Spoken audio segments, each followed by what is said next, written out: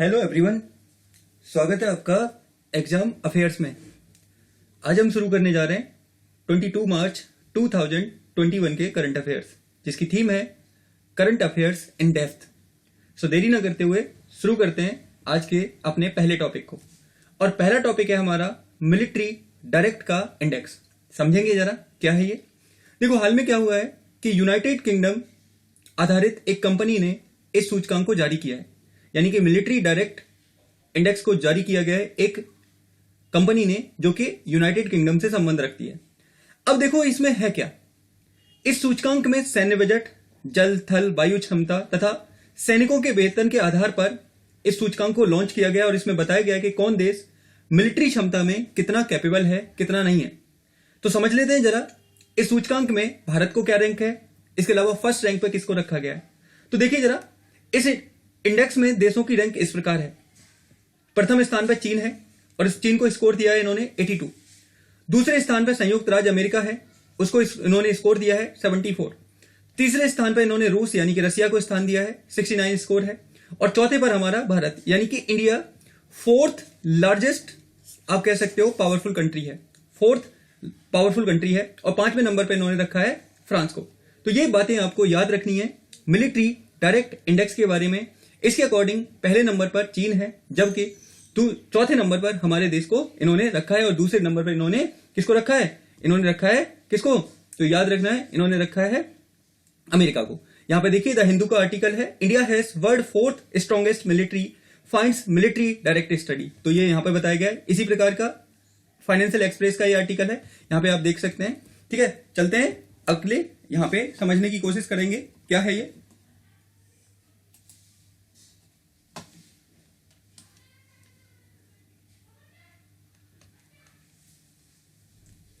देखते हैं आगे अगले टॉपिक पर। अगला टॉपिक है हमारा बंधन योजना का मॉडल। समझने की कोशिश करेंगे बंधन योजना के मॉडल में क्या है और जानेंगे बंधन योजना का मॉडल। तो हाल में ही क्या हुआ है, हाल ही में इस योजना के तहत मणिपुर को मॉडल राज्य का दर्जा दिया गया है, यानी कि बंधन योजना के तहत मणिपुर को मॉडल राज्य का दर्जा दिया गया है। अब हमें समझना है बंधन योजना के बारे में। देखिए, जनजातीय मामलों के मंत्रालय और जनजातीय सहकारी विपणन मंत्रालय संघ ट्राइफेड ने 2018 में, याद रखिएगा 2018 में बंधन योजना की शुरुआत की थी। अब क्वेश्चन उठता है बंधन योजना की शुरुआत क्यों की गई थी। तो बंधन योजना की शुरुआत इसलिए की गई थी ताकि आदिवासियों के द्वारा जो जंगल से उत्पाद इकट्ठे किए जाते हैं, उत्पादन इकट्ठा किया जाता है, उनको एक बढ़िया मार्केट दिया जा सके, उन्हें बढ़िया सुविधा दी जा सके। इसलिए बंधन योजना की शुरुआत 2018 में ट्राइफेड के द्वारा की गई थी। तो ये आपको अच्छे से याद रख लेना है ट्राइफेड के बारे में। ठीक है, ये आपको अच्छे से पता रखना है ट्राइफेड के बारे में, जो कि जनजातियों के लिए काम करने वाला क्या है, एक संगठन है। ये भी आपको पता रखना है। ठीक है, चलते हैं अपने अगले टॉपिक पर। और हमारा अगला टॉपिक है, देख लेते हैं उसको भी पहले ये। ठीक है, अगले टॉपिक पे चलते हैं और हमारा अगला टॉपिक है भारत का पहला स्वदेशी ऐप स्टोर। क्या है, हाल ही में समझेंगे क्या किया गया है। भारत का पहला स्वदेशी ऐप स्टोर बनाया गया है। अब ये स्वदेशी ऐप स्टोर क्या है, आपने देखा होगा एप्पल का अपना स्टोर है, गूगल का अपना गूगल प्ले स्टोर है। इसी तरह भारत ने भी अपना एक स्टोर बनाया है। देखते क्या है, हाल ही में मोबाइल सेवा के नाम से भारत ने भी अपना ऐप स्टोर लॉन्च किया है, यानी कि मोबाइल सेवा के नाम से भारत सरकार ने अपना ऐप स्टोर लॉन्च किया है। यह एक अभिनव पहल है जिसे इलेक्ट्रॉनिक और सूचना प्रौद्योगिकी मंत्रालय यानी कि मैती के द्वारा लॉन्च किया गया है। इसे centre for development of advance computing द्वारा लागू किया जाएगा, यानी कि उसने इसे बनाया है। और इस पहल की शुरुआत किसने की है, तो इलेक्ट्रॉनिक एवं सूचना प्रौद्योगिकी मंत्रालय के द्वारा इसकी शुरुआत की गई है। यहां पे देखिए, government keen to develop strengthen on mobile app store. Ravishankar Prasad जो हमारे इलेक्ट्रॉनिक मंत्री हैं, उन्होंने ये सूचना दी थी कि भारत अपना खुद का मोबाइल ऐप बनाने जा रहा है। तो ये आपको अच्छे से याद रख लेना है। अगला टॉपिक है हमारा मुख्यमंत्री चिरंजीवी योजना की तरह। आप लोग जानते हैं कि केंद्र सरकार के द्वारा आयुष्मान भारत योजना की शुरुआत की गई थी और इस आयुष्मान भारत योजना के तहत 10 करोड़ परिवारों को क्या दिया गया था, बीमा, स्वास्थ्य बीमा सुविधा दी गई थी। इसी को ध्यान में रखते हुए हाल में ही क्या है, राजस्थान के मुख्यमंत्री श्री अशोक गहलोत ने घोषणा किया कि सरकार इस योजना को यानी कि मुख्यमंत्री चिरंजीवी योजना को 1 मई 2021 से लागू कर देगी। अब इस योजना के तहत होगा क्या, सभी परिवारों को 5 लाख रुपए तक का मेडिकल बीमा प्रदान किया जाएगा, ये कहना है इसमें हाल में कहा गया है किसके द्वारा, तो आपको याद रखना है ये कहा गया है यहाँ के मुख्यमंत्री श्री अशोक गहलोत जी के द्वारा। तो ये आपको अच्छे से पता रखना है। देख लेते हैं जरा इसके बारे में थोड़ा। सीएम चिरंजीवी योजना हाइलाइट्स क्या है इसमें। नेम ऑफ स्कीम तो मुख्यमंत्री चिरंजीवी स्कीम है। ओल्ड नेम इसका यूनिवर्सल हेल्थ स्कीम है। अनाउंस की गई थी 18 मार्च 2021 को, लागू कर दिया जाएगा। तो मैंने बताया 1 मई 2021 से इसको लागू कर दिया जाएगा। तो ये आपको अच्छे से याद रख लेना। यहाँ पे आर्टिकल है मुख्यमंत्री चिरंजीवी योजना universal health scheme apply online 2021। ठीक है, तो ये आपको अच्छे से याद रख लेना है इस योजना के बारे में। ठीक है, चलते हैं आगे और समझने की कोशिश करते हैं। और आपको एक और याद रखना है कि इसी तरह की योजना केंद्र सरकार के द्वारा भी चलाई गई है, जिसका नाम है आयुष्मान भारत योजना, जो कि मैंने आपको उसके बारे में बताया। चलते हैं अगले टॉपिक पर। और अगला टॉपिक है हमारा USA India artificial intelligence initiative. समझने की कोशिश करेंगे क्या है। हाल ही में दोनों देशों ने एक पहल की है।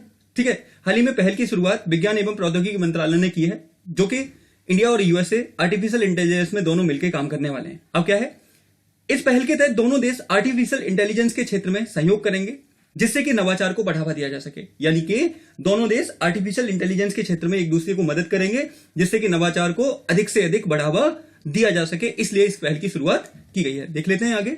देखिए, ये पीआईबी का आर्टिकल है।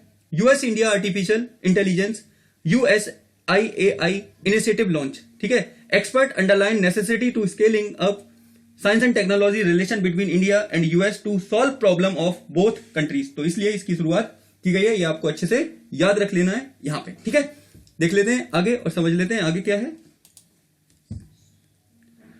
आगे देख जानने की कोशिश करेंगे। चलते हैं आगे।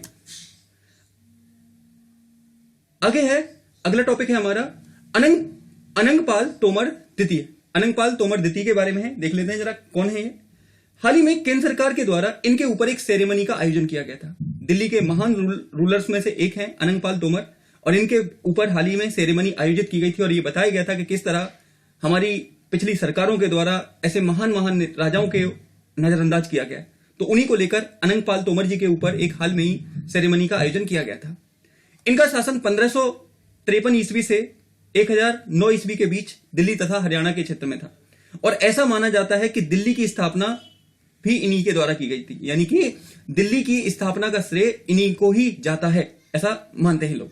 ठीक है, तो आपको याद रखना है अनंगपाल तोमर जी के बारे में। ये तोमर वंश के शासक थे।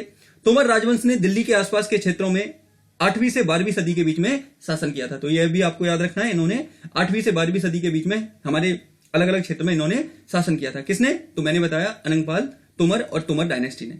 इन्हीं के बाद आपको याद रखना है, इन्हीं के बाद फिर चौहान वंश का शासन आता है, जिसके शासक होते हैं पृथ्वीराज चौहान थर्ड, जिनके बीच में बैटल ऑफ तराइन होता है। और सेकंड बैटल ऑफ तराइन में हार जाने के बाद फिर हमारे यहां पर दिल्ली सल्तनत की शुरुआत मानी जाती है। चलते हैं अगले टॉपिक पर।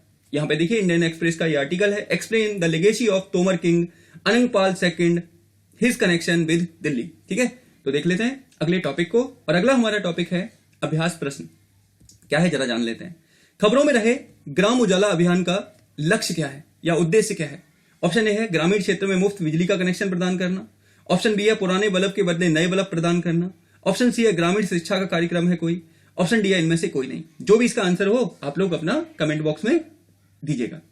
ठीक है, इसके साथ साथ आज अपना फीडबैक भी दीजिएगा कि आपको वीडियो कैसा लगा। क्या मैंने जो आज कुछ नया ट्राई करने की कोशिश की है वीडियो के थ्रू, क्या वो आपको अच्छा लगा।